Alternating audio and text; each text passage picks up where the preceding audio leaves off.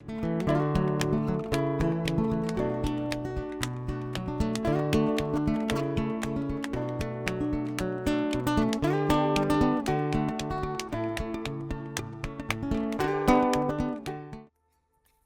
hola, bienvenidos a Aprende en Casa 3, un espacio en el que vamos a poder estudiar y divertirnos desde nuestros hogares. Y el día de hoy nos acompaña la maestra Cecilia Vargas, a quien le doy la más cordial de las bienvenidas. ¿Cómo estás, Ceci? Bien, ¿y tú, Jenny? Muy contenta de tenerte aquí y muy contenta de estar con ustedes en esta clase de Historia de quinto grado. ¿Ya están listos? ¡Comenzamos! Qué gusto que nos acompañan nuevamente en una clase de historia, porque hoy vamos a continuar aprendiendo sobre un periodo muy importante que comenzamos a conocer la clase pasada, el cardenismo.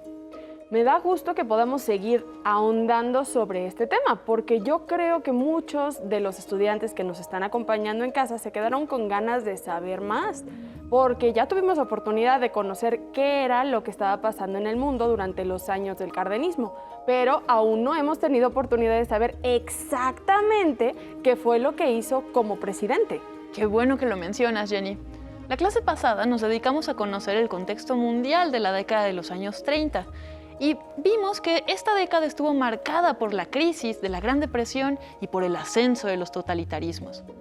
Conocer el contexto mundial nos va a ayudar a entender el proyecto político cardenista y sus dos grandes iniciativas, que marcaron estos años como una época de impulso a la economía agraria e industrial a través de la creación de instituciones económicas y también a través del control sobre los recursos naturales, que eran algunos de los ideales de la Revolución Mexicana. La verdad, yo no conozco tanto de esta época, maestra. ¿Cuáles son estas dos iniciativas del gobierno de Lázaro Cárdenas que vamos a analizar el día de hoy? Son la expropiación petrolera y el reparto agrario. ¿Expropiqué? Expropiación petrolera. Sé que esta palabra puede resultarles un poco extraña, así que vamos a ver su definición. Expropiar significa privar a una persona o un grupo de un bien o propiedad por motivos de interés público a cambio de una indemnización. O sea que básicamente expropiar es quitarle algo a alguien y a cambio de eso darle un pago, ¿verdad? Algo así. En el caso de la expropiación petrolera, fue a través de la aplicación de herramientas legales que fue posible retirarles a las empresas extranjeras la propiedad del petróleo para que pasara al control del gobierno. Creo que ya me queda un poco más claro y espero que nuestros alumnos que nos acompañan desde casa también. Perfecto. Pues entonces, empecemos con la clase para que podamos analizar ambas medidas. Para sintetizar la información principal de esta sesión, vamos a llenar un cuadro comparativo en el que iremos registrando las principales características tanto de la expropiación petrolera como del reparto agrario. De acuerdo con el cuadro, deberíamos empezar por analizar los antecedentes, ¿verdad? Pues se refiere a las condiciones que existen antes de que ocurra un acontecimiento y que explican qué es que ocurrió o qué fue lo que ocurrió y por qué ocurrió de esa manera. Así que, ¿nos puedes contar sobre los antecedentes de la expropiación petrolera, maestra? Claro.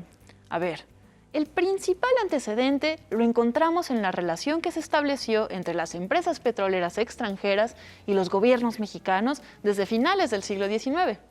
En aquel entonces, gran parte del proyecto de modernización del Porfiriato consistió en promover la inversión de capitales extranjeros en las principales industrias.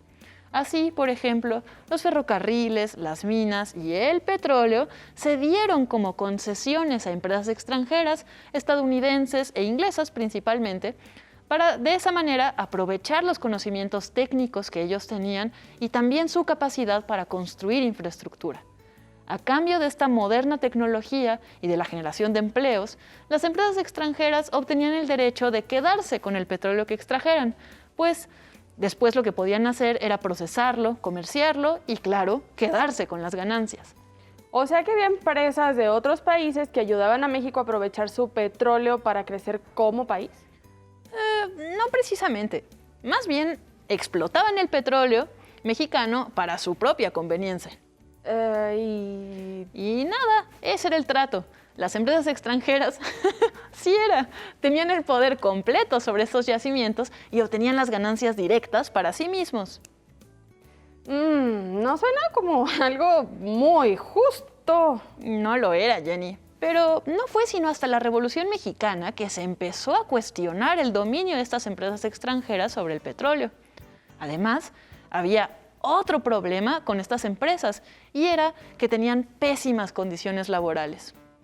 O sea, ¿qué? Ujú. Aún con toda la prosperidad de la industria del petróleo, las condiciones laborales eran poco favorables para los trabajadores del país de donde se estaban llevando el petróleo. Sí, las empresas petroleras extranjeras se dedicaban a proteger sus ganancias y sus inversiones por sobre todas las cosas y opusieron muchísima resistencia cuando las nuevas leyes surgidas de la revolución atacaron sus privilegios. Además, las empresas no se mostraban dispuestas a negociar con los trabajadores para responder a sus peticiones de mejores condiciones de trabajo. A lo largo de los años hubo roces y conflictos, pero el más grave de estos conflictos sucedió cuando a mediados de 1936 el Sindicato de los Trabajadores Petroleros de la República Mexicana, que recién se había creado durante el gobierno de Lázaro Cárdenas, les propuso a estas empresas extranjeras un proyecto de contrato colectivo de trabajo que establecía un aumento salarial y mejores prestaciones. Las empresas rechazaron tajantemente la propuesta del sindicato y entonces los trabajadores organizaron una huelga que estalló en 1937. La situación se llegó a poner tan tensa que el gobierno tuvo que intervenir. Ay, qué raro. Si eso de que los jefes no reconocieran los derechos de sus trabajadores nunca pasaba.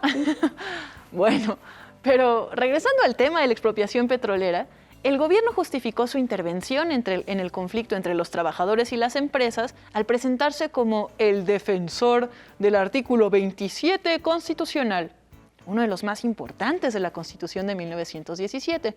Y el artículo dice así: corresponde a la nación el dominio directo de los recursos naturales de la plataforma continental y los zócalos submarinos de las islas, de todos los minerales o sustancias que en vetas, mantos, masas o yacimientos constituyan depósitos de cuya naturaleza sea distinta de los componentes del terreno, tales como el petróleo y todos los carburos de hidrógeno sólidos, líquidos y gaseosos. Oh, entonces el gobierno de Cárdenas respaldó la expropiación petrolera con este artículo. ¡Ay, qué bueno! Porque así, acudiendo a las leyes, no había manera de que se negaran las empresas. Yo creo que con esto ya tenemos lo suficiente de antecedentes. ¿Te parece si los voy acomodando en el cuadro que tenemos en el pizarrón? Por supuesto. De manera resumida, va a quedar los antecedentes como las concesiones a las empresas extranjeras durante el Porfiriato, las malas condiciones de trabajo, el artículo 27 de la Constitución de 1917 y la ley de expropiación, claro, y la huelga de trabajadores petroleros que estalló en 1937. Maestra Ceci, ¿y qué pasó después? Las empresas se negaron a ceder a las demandas de los trabajadores y buscaron todas las formas posibles de evitar que las obligaran a cumplir con lo establecido en los acuerdos y los compromisos a los que habían llegado durante la negociación con estos trabajadores. Ante el desacato de las empresas y respaldados con el artículo 27 y la ley de expropiación, a las 10 de la noche del 18 de marzo de 1938, el presidente Lázaro Cárdenas pronunció el siguiente discurso. Es, por lo tanto, ineludible, como lógica consecuencia de este breve análisis, dictar una medida definitiva y legal para acabar con este estado de cosas permanente en que el país se debate, sintiendo frenado su progreso industrial por quienes tienen en sus manos el poder de todos los obstáculos y la fuerza dinámica de toda actividad, usando de ella no con miras altas y nobles, sino usando frecuentemente de ese poderío económico hasta el grado de poner en riesgo la vida misma de la nación, que busque elevar a su pueblo mediante sus propias leyes, aprovechando sus propios recursos y dirigiendo libremente sus destinos.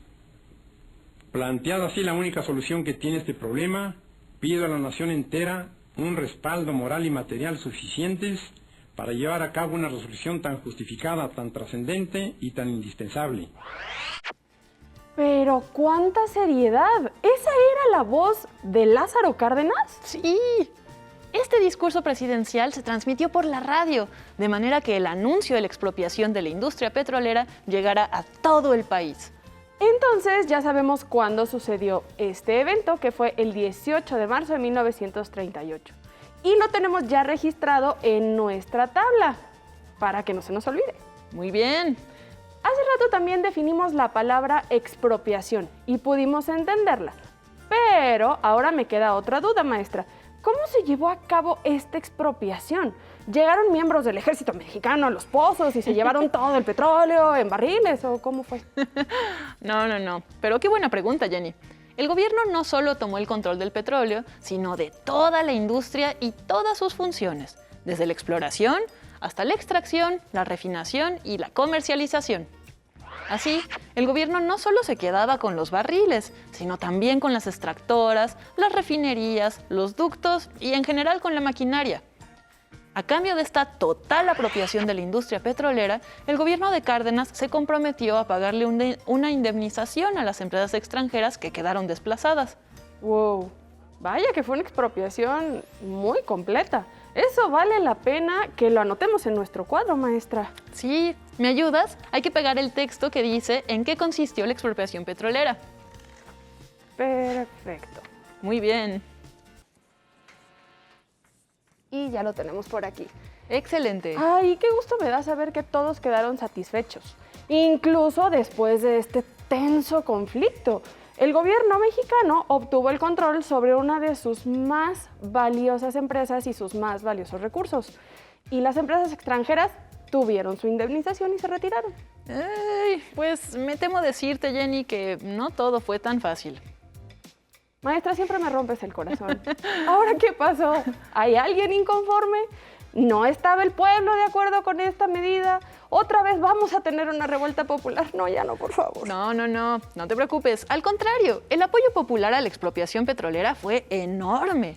Incluso se cuenta que gente llegaba a donar dinero, objetos y hasta animales para ayudar a cubrir los gastos de esta indemnización.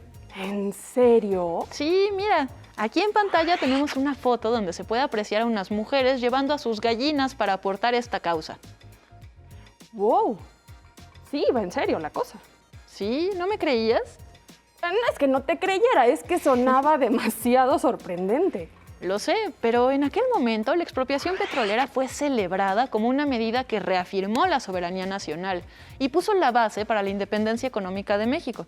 Había un ánimo nacionalista en el ambiente que se expresó en el gran apoyo popular que recibió Cárdenas. Miren, les invito a que veamos un breve video de esta época que captura muy bien una parte de este apoyo popular.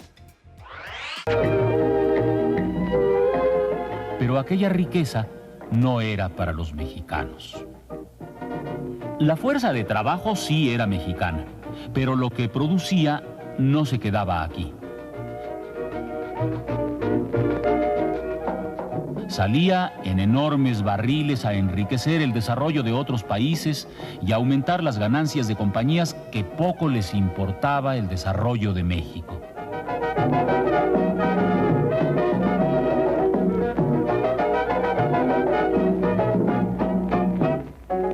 Mientras tanto, los campos mexicanos se sembraban de refinerías y conductos que pesaban sobre el trabajo mal pagado de los obreros nacionales. La llama del descontento no tardaría en encenderse. Y el incendio dio lugar a uno de los momentos más relevantes de la historia del país.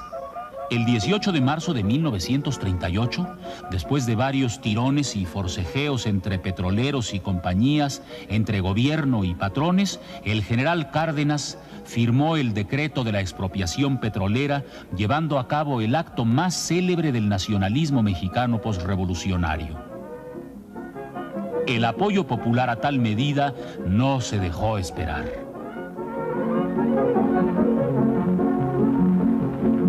Se fueron ya muy lejos los grandes poderosos y a nuestra linda tierra vinieron a explotar. Dejaron ya los campos, los tanques y los pozos y el rico aceite negro que es producto nacional. Se van los extranjeros de Tuxpan y Tampico, de toda la Huasteca que abarca esta región. Magnates petroleros que ahí se hicieron ricos, pelaron todos gallos con la ley de expropiación.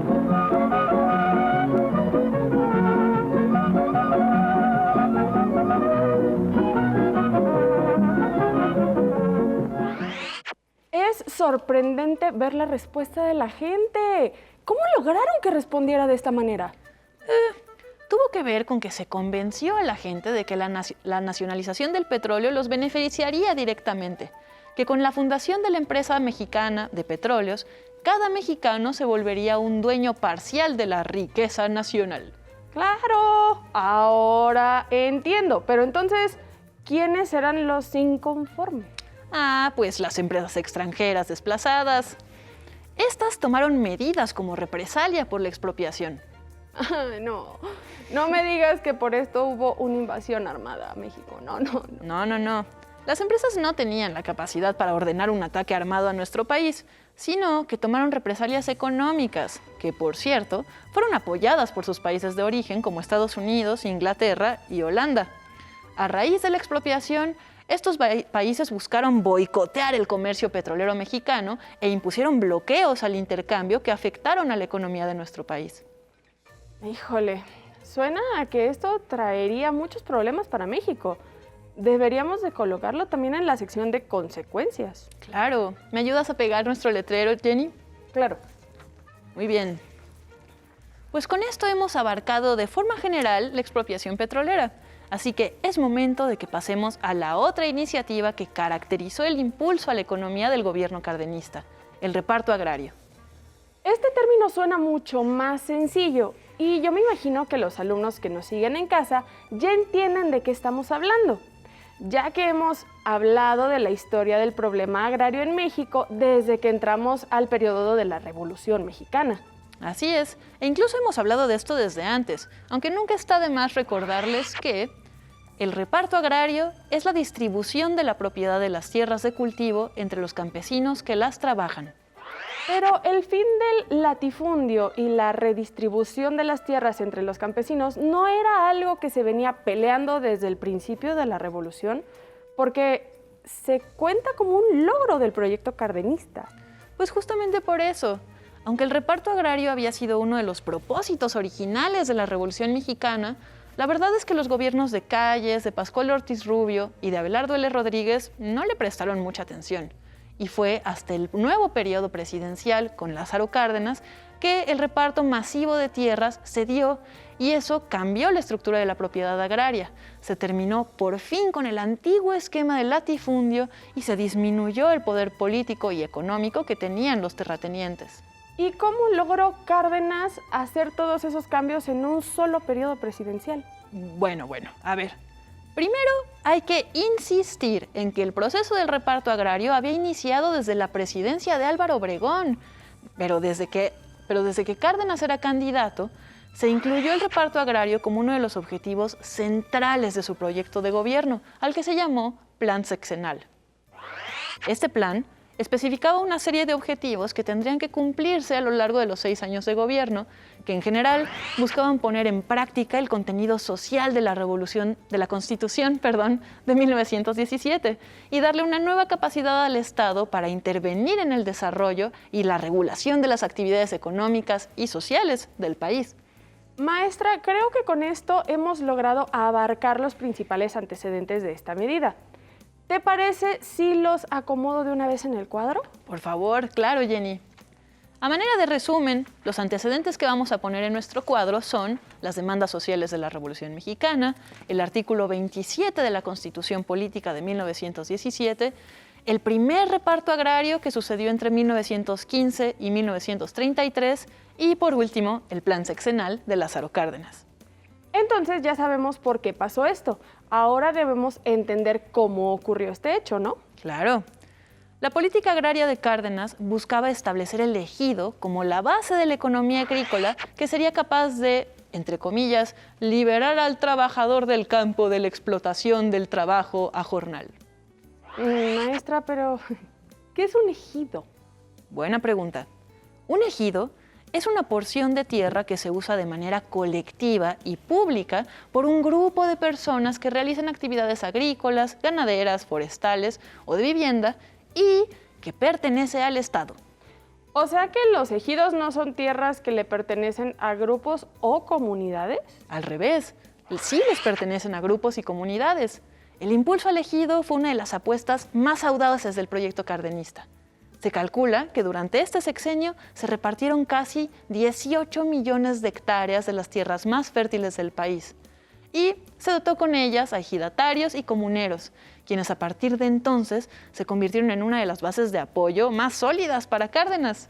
Creo que con esta explicación nos ha quedado un poco más claro en qué consistió este reparto. ¿Qué te parece si lo voy colocando también? Me parece perfecto, Jenny. Vamos a pegar el texto correspondiente que nos diga en qué consistió el reparto agrario. Un poco chuequito, pero ahí lo está. importante es que está la información que necesitamos. Es Y correcto. Justo ahora que lo pienso, me sigue resultando increíble que en tan solo un sexenio se hayan logrado repartir tantas tierras. Bueno, pero ya hemos dicho que no es que Cárdenas haya inventado la política del reparto agrario, sino que este proceso alcanzó su impulso máximo durante su gobierno. Aunque los gobiernos posteriores, la verdad es que no le dieron la misma continuidad. El reparto agrario terminó de manera oficial hasta el año de 1992. Estamos hablando de poco más de 50 años después de que empezara. ¡Wow! No pensé que fuera un proceso tan largo. Aunque de alguna manera tiene sentido tomando en cuenta que involucró el territorio de todo el país. Pero bueno, al menos ya hemos aprendido cuándo se desarrolló esta iniciativa. Así que la podemos ver en el cuándo del cuadro que tenemos ya colocado en el pizarrón. Es correcto, aunque en nuestro cuadro solo dice las fechas de auge de la política de reparto agrario. Pero hay que tomar en cuenta que fue una política pública de larga duración. Antes de que continuemos con las consecuencias del reparto, le voy a pedir un favor, que no me vaya a decir que esto también trajo consecuencias desfavorables, como una guerra o algo así, porque ya mi corazón no soporta más. No, pues al contrario. Gracias a esta política de reparto agrario, las amenazas de levantamientos de violencia rural disminuyeron. Y estos levantamientos habían sido, la verdad, habituales en los años anteriores. Pero entre 1915 y 1940, alrededor de 1,5 millones de familias que antes no poseían tierra las recibieron, de tal forma que al final del sexenio de Cárdenas, casi la mitad de todas las personas que se dedicaban a actividades agrícolas poseían tierras, ya fuera ejidales o privadas. Esto lo que logró fue que las tensiones en el campo disminuyeran. ¡Ay, por fin, una buena noticia! ¡Qué bien! Me da gusto saber que al fin una política funcionó y logró ser lo suficientemente estable para que no se perdiera en la historia. Bueno, hay que aclarar que, como decíamos hace un momento, Jenny, la política del reparto agrario no recibió el mismo impulso de parte de los gobiernos que siguieron al de Lázaro Cárdenas, sino que poco a poco se fue abandonando hasta que, como ya dijimos, en 1992 se detuvo por completo esta iniciativa. No, vaya. Es una lástima, porque suena que en verdad era una iniciativa con mucho potencial para traer beneficios para el país. Ay, pero bueno, al menos ya conocemos las consecuencias del reparto agrario, así que las acomodamos de una vez, maestra. Claro que sí, Jenny. Muchas gracias. Excelente.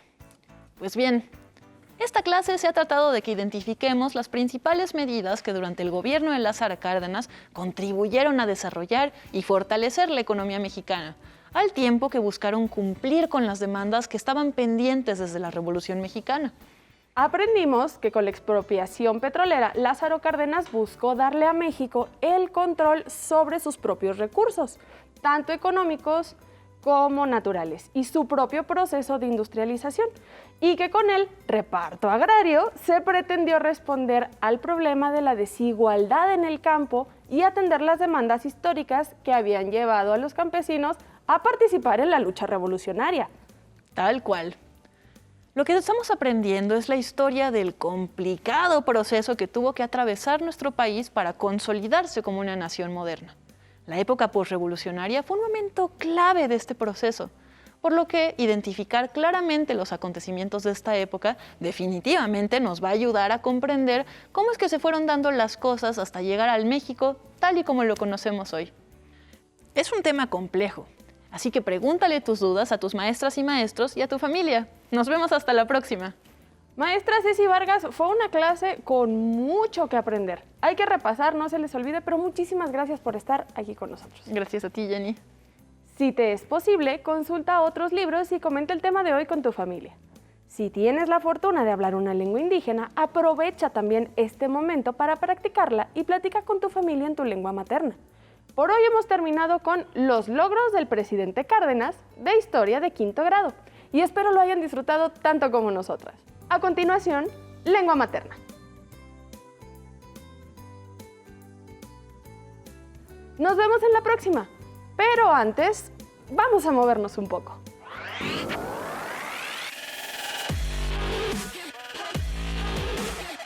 Recuerda, entre clase y clase, activa tu cuerpo. Ok, vamos a trabajar pierna. Vamos a pararnos. Vamos a abrir nuestro compás de tal manera que nos estamos cómodos.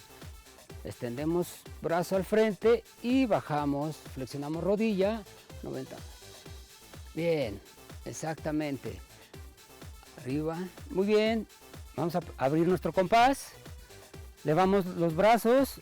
Y vamos a trabajar la pierna. Bajamos, flexionamos. Muy bien, exactamente ahí. Muy bien hecho, Yair. Ahí bien. Una más. Bien. Otra más. Bien trabajado. Respira.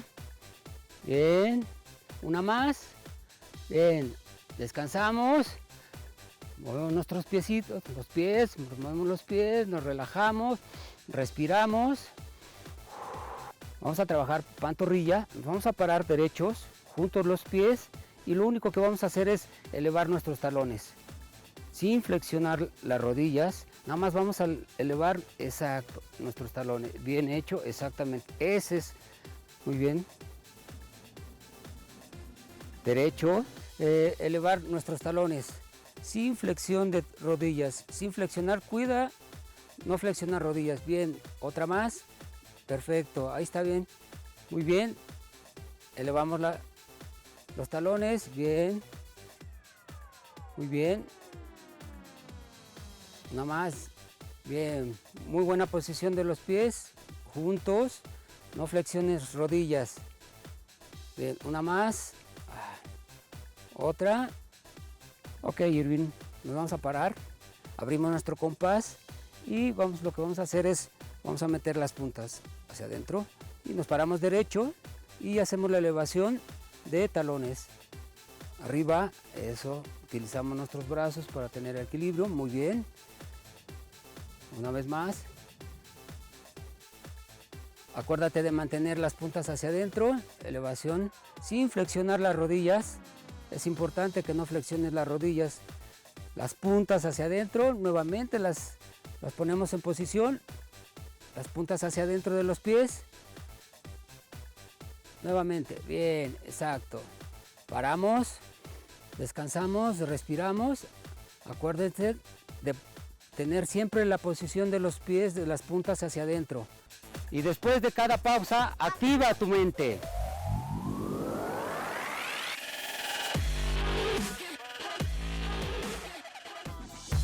Si no tienes el libro de texto o necesitas ayuda para responder las preguntas, contáctanos. Para solicitar apoyo pedagógico, comunícate con maestras y maestros de lunes a viernes de 8 a 20 horas al teléfono 55 41 72 04 13 con 100 líneas. También puedes encontrar los libros de texto en la página conaliteg.sep.gov.mx. Si quieres volver a ver los programas de Aprende en Casa, los puedes encontrar en la siguiente liga: aprendeencasa.sep.gov.mx. ¡Nos vemos!